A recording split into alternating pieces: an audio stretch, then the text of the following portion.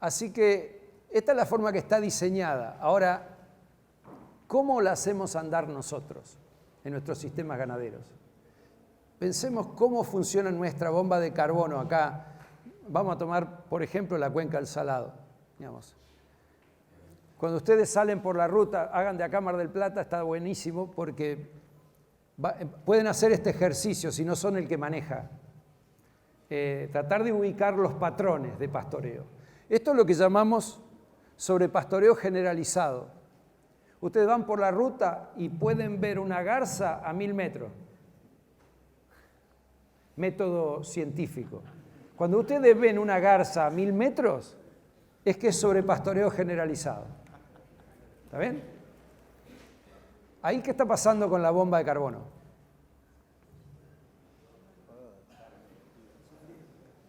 No llega a cargar nunca. Está siempre en la parte lenta de la sigmoidea. Está siempre con tan poquita hoja y cuando una hoja se levanta del dosel, viene alguien y se la come. La bomba no se carga nunca. Yo la compararía como un corazón con taquicardia. Es decir, muchos latidos, pero no rinde. ¿Sí? 200 pulsaciones por minuto, pero no rinde. Entonces, esto normalmente genera procesos de degradación, de cambios de composición botánica, bajísima productividad, alteración del ciclo de nutrientes y alteración del ciclo del agua.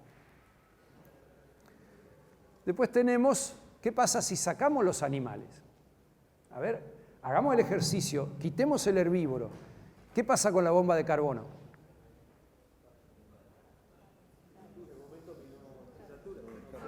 No hay nadie que la descargue, ¿verdad? Entonces lo que va a hacer, lo que vamos a tener es una acumulación de material viejo que, en algunos casos hay plantas que resisten muchos años, pero a la larga todo ese material viejo lo que va a hacer es empezar a oxidarse o a descomponerse en pie y va a reducir la producción. O sea, la bomba de carbono queda cargada, trabada cargada, no se descarga, no produce. Y normalmente en ambientes, digamos, que tienen distribución estable de humedad, cuando yo dejo descanso durante mucho tiempo, comienzan a aparecer arbustivas y árboles. Tiende a ir al bosque, tiende a ir salvo que sea un lugar inundable, tiende a ir primero a fachinales, a arbustos y después tiende a árboles en casi todos los ambientes del mundo, salvo que sea inundable. Así que a esto le llamamos sobredescanso, un descanso excesivo, bomba trabada. Y esto es lo que le llamamos descanso parcial. ¿Qué ven ahí? Ahí tenemos una combinación de las dos cosas. Acá tenemos algunas plantas. ¿Dónde estás? Claro, hay un pastoreo muy selectivo. Tengo algunas plantas que están siendo sobrepastoreadas, mientras que otras están poco comidas. Esta foto es mejor todavía. Miren eso. Eso se llama descanso parcial. En el mismo metro cuadrado tengo algunas plantas que los animales no comen y en el mismo metro cuadrado tengo plantas que están consumidas. Cada vez que levantan, alguien viene y las come. Eso es descanso parcial. Es un mosaico de sobrepastoreo y subpastoreo. Finalmente tenemos lo que le llamamos un pulso planificado, que es, tuve una cantidad importante de animales, comimos el pasto y después le dimos tiempo largo para descansar, entonces tiene un aspecto completamente distinto.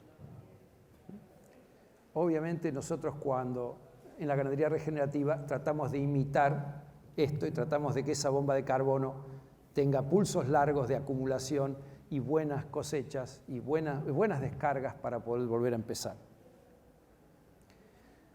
Así que vamos a ver algunos resultados, poquitos, seleccionados. Esto es un campo en Corrientes. Nosotros en el año 2013, cuando empezamos a trabajar, pusimos 6 potreros en manejo holístico y otros 6, en 2014 fue, perdón, y otros 6 quedaron en pastoreo continuo. Acá pueden ver lo que pasó. Esto es la receptividad por hectárea. 0,6 es el promedio de la zona. Los campos estaban en el promedio de la zona con pastoreo continuo. y pasamos en 2 años a una receptividad de 1.1. Prácticamente duplicamos la receptividad del campo solamente planificando el pastoreo, sin usar ningún insumo. Cuando vieron este resultado, decidieron poner estos potreros en pastoreo, en manejo holístico, y ven que repetimos exactamente el mismo resultado. Después aquí, en estos años, comenzamos a cambiar algunos parámetros de la planificación, a girar un poco más rápido, y se notó que nos caímos un poco abajo de la vaca por hectárea, pero en el mismo año los de continuo habían estado peor que los años anteriores. O sea que la receptividad medida con el método que propone INTA igual seguía siendo el doble en el holístico que en el continuo. Eso, acá en provincia de Buenos Aires, en un campo... Empezando a fallar esto. En un campo en Cabildo, cerca de Bahía Blanca, arrancamos con una receptividad de 0,4 equivalente vaca por hectárea y llegamos hasta 1.8 con un cambio muy dramático en la composición botánica y en la productividad de forraje. Algo más visual para que los números no nos tapen. Esto es en Puerto Natales, en Chile, un campo que empezó a hacer manejo holístico. Pueden ver este esquinero, cómo se veía cuando empezamos, cómo se ve ahora. ¿Se lo muestro de vuelta? ¿Recuerdan que hablábamos de recuperar la cobertura, la biodiversidad, la infiltración?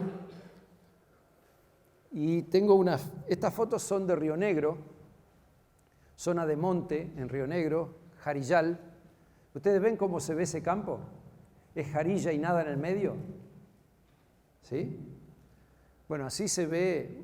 Ustedes pueden recorrer cientos de kilómetros, ven esta escena. Y esto es el mismo lugar 4 años más tarde. Es un cambio profundo, ¿verdad? Acá tienen otro lugar. Miren entre las plantas que no hay nada. Vuelven los pastos. Lo único que significa es que ese desierto que ustedes ven en la ruta es solamente producto de decisiones humanas. Es decir, cuando nosotros cambiamos la forma de manejar, el campo vuelve. Esto es el campo de Cabildo. Así estaba en el 2008, cuando empezamos, era una sequía histórica.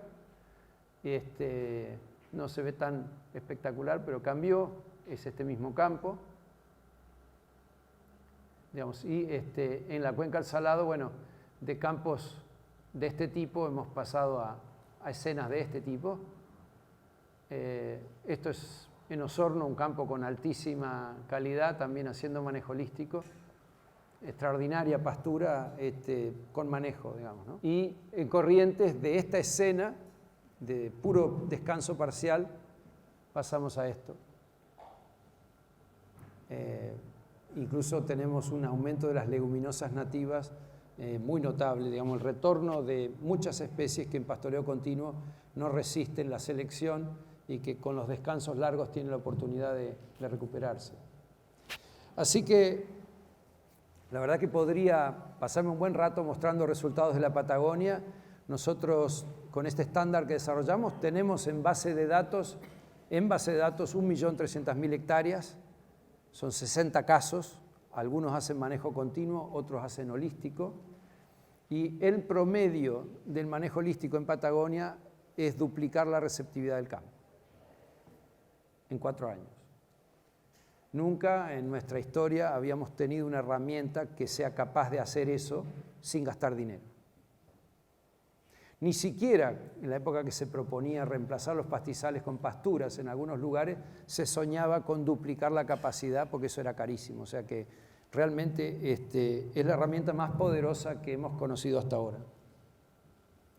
Vamos a hacer algunos números. Yo les pido que los tomen solo como referencia. No nos quedemos atados al número porque, digamos, esto simplemente tener una idea, vamos a comparar un poco un modelo de cría de acá de la Cuenca del Salado bastante típico, con una carga de 0,7, 0,70 equivalente vaca por hectárea, bien extensivo, con dos planteos de intensificación. La segunda y la tercera columna corresponden a distintas versiones de intensificación. En este caso, ponerle un 20% de verdeos. En el tercer caso, esto va a ser para un modelo de cría, ya sustituyendo un 30% con pasturas implantadas. Esta es la carga resultante. Y acá tenemos dos comparaciones de manejo holístico con dos niveles distintos de intensificación. Nosotros le pusimos 1.0 y 2.0, no está en ningún libro, eso es un invento nuestro, pero decir, bueno, si yo hago manejo holístico con poquitos potreros, por ejemplo con 6, con 5, como hicimos en Corrientes, voy a tener un resultado que se va a estabilizar en un lugar distinto que si yo tengo, por ejemplo, 25 potreros, ¿no? Entonces, el 2.0 sería 25 potreros en un grupo y el otro serían 6, 8 potreros. Y ahí pueden ver las cargas animales, digamos, que se pueden alcanzar y los porcentajes de preñez. El punto que quiero hacer, sencillamente, es que en kilos de carne por hectárea es posible, con un manejo holístico simple, lograr más kilos de carne por hectárea que con casi el doble o el doble que la cría actual, extensiva, y más kilos por hectárea que el modelo con insumos, para esos niveles de productividad que son estándar. Algún modelo con insumos muy bien manejado puede andar fuertemente arriba de esto, pero digamos, con las cargas que se logran promedio da esto. Y esto sería un manejo holístico con bajo nivel de insumos, con bajo nivel de potreros, y esto ya sería un modelo más refinado. En términos de productividad por hectárea hay una diferencia importante, pero más diferente todavía es si lo hago en margen bruto por hectárea.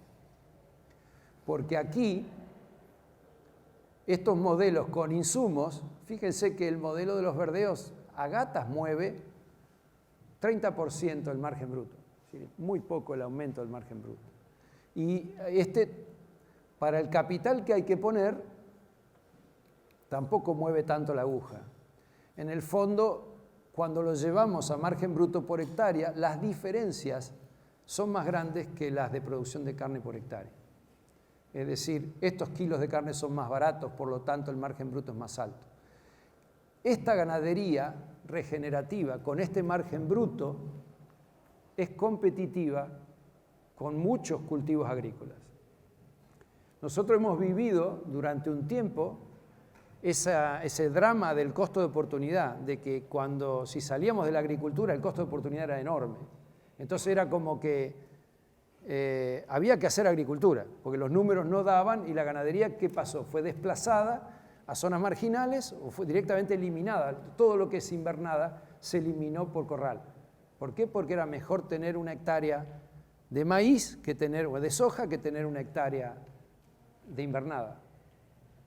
Sin embargo, usando este modelo, los números me dan mucho mejor, la ganadería regenerativa, y este es un atributo importante que quiero decir, compite en rentabilidad con la agricultura. Tal vez algún cultivo particular en un año bueno esté muy arriba, pero si voy al promedio, incluyendo los años que la agricultura no es tan buena, y voy al promedio de una rotación, digamos, no poner solo el cultivo más rentable, sino poner los que tendrían que ir, resulta que tenemos un modelo ganadero que puede competir en renta por hectárea con la agricultura. Y esto es una novedad. O sea, estos modelos que no pasan los $200 por hectárea no compiten, y no compitieron, de hecho, con la agricultura. Ahora, si yo puedo tener $300 por hectárea en un modelo de cría, estoy compitiendo con la agricultura. Y el nivel de riesgo es absolutamente distinto. Y el impacto ambiental es absolutamente distinto. Yo estoy ganando esta cantidad de dinero al mismo tiempo que recupero el suelo, secuestro carbono y estoy manteniendo gente en el campo, porque esta ganadería sin personas no se puede hacer. ¿Se dan cuenta la diferencia?